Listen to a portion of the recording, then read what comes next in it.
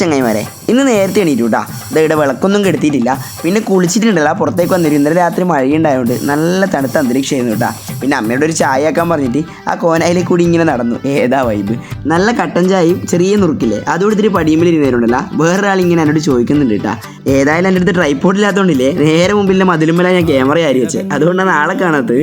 വേറെ ആരുമില്ല കേട്ടാ, നമ്മളെ 4 എണ്ണത്തിൽ ഒരാളാണ് കേട്ടാ. ഇനി ഞാൻ രാവിലെ എണീച്ചിട്ട് ഇയാളെ മാത്രമേ കണ്ടിട്ടുള്ളൂ.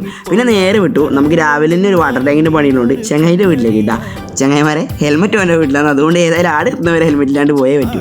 ഇവൻ്റെ വീട്ടിലെത്തുമ്പോഴത്തേക്ക് ചങ്ങായി റെഡിയായൊന്നുമില്ല. എന്നാലും ഇതാ രണ്ടാമത്തെ സെറ്റ് ചീരി ഉണ്ടല്ല ഇവിടെ റെഡി ആയിട്ടുണ്ട് കേട്ടാ. രാവിലെ വലിയ വെയിലൊന്നും ഇല്ലാത്തതുകൊണ്ട് ആ ഇന്നലത്തെ മഴേൻ്റെ എഫക്റ്റിലുണ്ടല്ല തണുപ്പും കൊണ്ട് ഇങ്ങനെ പോകാൻ തന്നെ നല്ല രസമായിരുന്നു കേട്ടാ. ഒരു മടുപ്പുമില്ല, അവിടെ എത്തി അറിഞ്ഞിട്ടുമില്ല. നെരുവമ്പുറത്തിയിട്ട് ആ ഏട്ടന് നമ്മൾ കാത്തു നിന്നു. കാരണം ലൊക്കേഷൻ ഇട്ടാൽ തെറ്റിപ്പോന്ന് പറഞ്ഞുകൊണ്ട് നമ്മളെ കൂട്ടാനായിട്ട് ആൾ വന്നു കേട്ടാ. ഇതാണ് നമ്മളെ കൂട്ടാൻ വന്ന ഏട്ടൻ. എൻ്റെ ഏട്ടൻ്റെ പയ്യനെ നേരെ ഫോളോ ചെയ്തു കേട്ടാ. പുതുവർഷം തുടങ്ങിയതിന് ശേഷം ഉണ്ടല്ല പണി ഇങ്ങനെ മെല്ലെ മെല്ലെ വന്നു തുടങ്ങുന്നേ ഉള്ളൂ. എന്നാലും പണി കിട്ടുന്നതിൻ്റെ പ്രതീക്ഷയുണ്ട്. ആരും വിളിക്കാൻ മറക്കണ്ട കേട്ടാ. ടാങ്കിൻ്റെ അവസ്ഥയാണെന്ന് കണ്ടല്ല നല്ല ശോകമായിരുന്നു. പിന്നെ ഇതാ അനക്ക് കയറാൻ വേണ്ടി മാത്രം നിർമ്മിച്ച പോലെ ഉണ്ട് കേട്ടാ. നല്ല കച്ചറ ഉണ്ടായിരുന്നു. ഈ ടാങ്ക് ഒരുപാട് കാലമായി കഴുകിയിട്ടെന്നും പറയുന്നുണ്ടായിരുന്നു.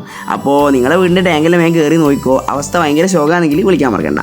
പിന്നെ എന്താ എങ്ങനെമാരെ എന്നെ സംബന്ധിച്ചിടത്തോളം ഉണ്ടല്ല ഇങ്ങനെ ഈ സോഷ്യൽ മീഡിയയിൽ പോസ്റ്റ് ചെയ്യാൻ തുടങ്ങിയതിന് ശേഷം ഇങ്ങനെ പണിക്ക് സ്വന്തമായിട്ട് വരാൻ തുടങ്ങിയതിന് ശേഷം മനസ്സിന് നല്ലൊരു സുഖമുണ്ട് കേട്ടോ. കാരണം പോയെടുത്ത് നല്ല ഒരുപാട് നല്ല നല്ല ബന്ധങ്ങൾ കിട്ടും.